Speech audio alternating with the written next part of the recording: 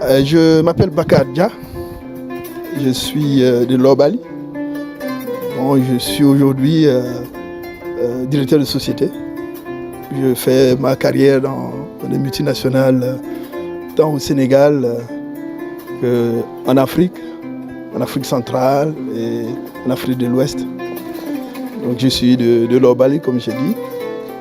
Bon, je suis là pour donner un coup de main à toutes nos populations, afin de pouvoir relever certains gros défis que nous avons dans la zone, les défis de l'eau, les défis des routes, les défis également de la santé, mère et enfant, les défis également de l'environnement, parce qu'on n'en parle pas beaucoup, les défis de l'environnement.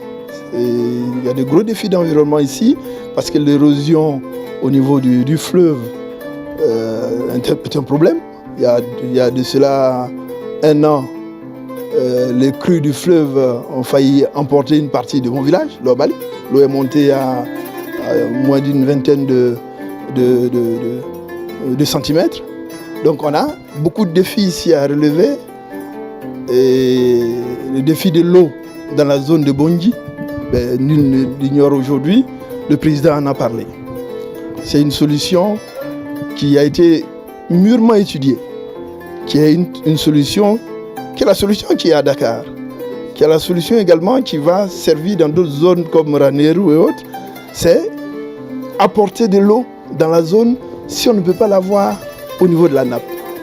Le président en a parlé à Matam il y a quelques jours et nous espérons que ce projet-là va aboutir pour soulager nos populations qui souffrent énormément pour ces questions d'eau dans la grande majorité de notre commune, la commune de Bokiledji. Bon, comme je disais en Poulard, je n'ai pas d'ambition d'être de maire en fait. Mon ambition première, c'est de pouvoir aider les populations. Si ça doit passer par la mairie ou passer par d'autres structures qui permettent d'avoir quand même les coups de franche pour exécuter certains projets, faire avancer certains projets, si ça doit passer par la mairie, effectivement, je suis candidat pour la mairie et pour pouvoir avoir les coups de franche avec une équipe qui permettra de pouvoir relever les défis et aider les populations à pouvoir se soulager beaucoup de maux et beaucoup de problèmes dans la zone. Je suis primo-politicien ou néo-politicien, si vous pouvez appeler ça comme ça, mais quand même, je suis dans le milieu associatif, dans le milieu caritatif depuis une vingtaine d'années. Donc c'est toute cette expérience capitalisée dans ce milieu-là, aussi dans le milieu professionnel, que je souhaiterais mettre à la disposition des populations pour ensemble, avec la diaspora et avec également l'État, nous puissions relever certains défis et régler certains problèmes, notamment le problème de l'eau. Quand on parle de l'eau aujourd'hui partout, tout le monde d'abord pense à l'eau. C'est vrai qu'il y a d'autres problèmes. C'est vrai qu'il y a d'autres problèmes. Au niveau de l'élevage, il y a des problèmes. Au niveau élevage, agriculture aussi, il y a des problèmes. Au niveau environnemental, il y a des problèmes. Comme je disais tout à l'heure, il y a quelques mois ou quelques années, il y a un an à peu près, notre village, l'Obali, a failli être englouti sous les eaux du fleuve. On était à ça de l'inondation d'une bonne partie du village. Donc, s'il y a des solutions, nous sommes preneurs. Bon, on mettra ensemble les compétences qui permettront de régler tout cet ensemble tous ces éléments pour relever ce défi-là au niveau de la zone. Une fierté pour le village, une fierté également pour moi, une fierté pour ma famille et également pour toutes les familles de notre village, de pouvoir s'offrir ce joyau-là. S'offrir ce joyau-là, ce joyau a été construit en moins de 8 mois. les fils de la zone, sentant la nécessité de renouveler les édifices ou l'édifice qui était en place, ont cassé l'édifice et en moins de 8 mois, ont mobilisé d'énormes moyens pour mettre en place, pour ériger cet édifice-là de notre village, de pouvoir s'offrir ce joyau-là. S'offrir ce joyau-là, ce joyau a été construit en moins de 8 mois.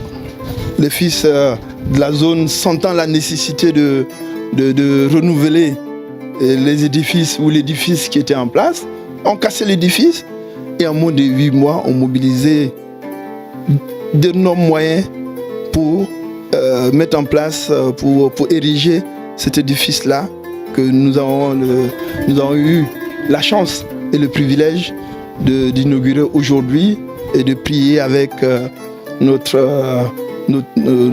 guide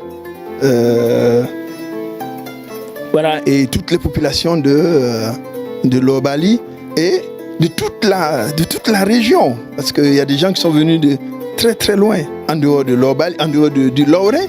Il y a des gens qui sont venus de très loin, ils sont de Chilogne, de Medina Gounass. Oui, parce que les marabouts qui sont arrivés de Medina Gounass, qui sont nos marabouts.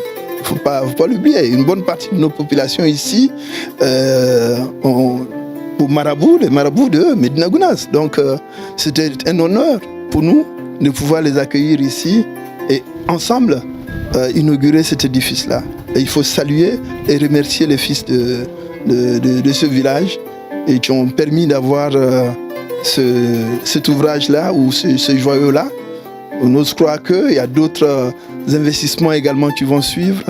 Et on sollicite l'aide et les prières de tous pour qu'on puisse ériger ce type d'édifice dans nos... L'Obalois, je leur dis merci.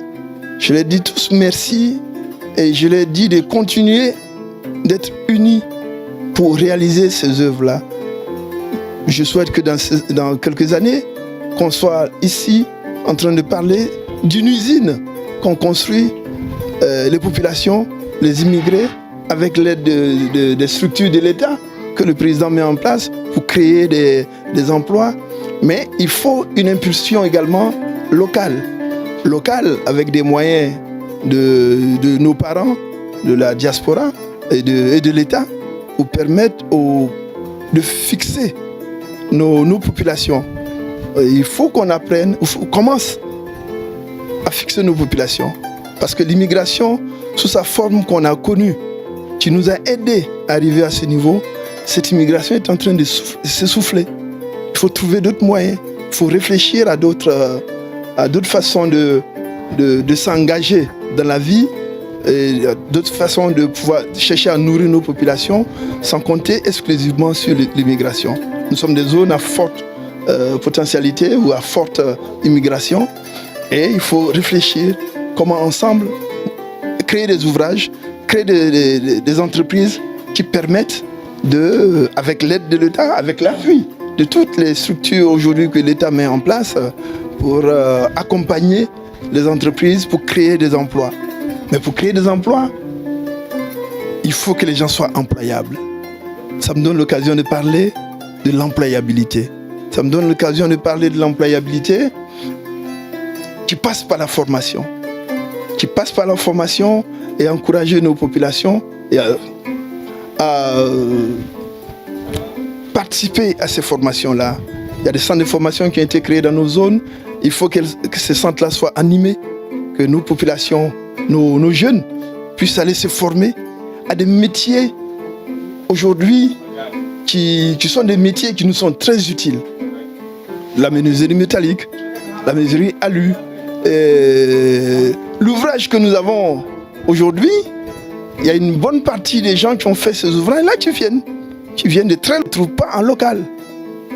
Donc il y a des centres de formation. Il faut encourager nos populations ou nos jeunes à aller dans ces centres de formation-là, se former pour que demain l'électricité par exemple d'une mosquée, soit ici ou ailleurs, ce soit des jeunes qui sont prêts à aller à l'immigration, qui sont là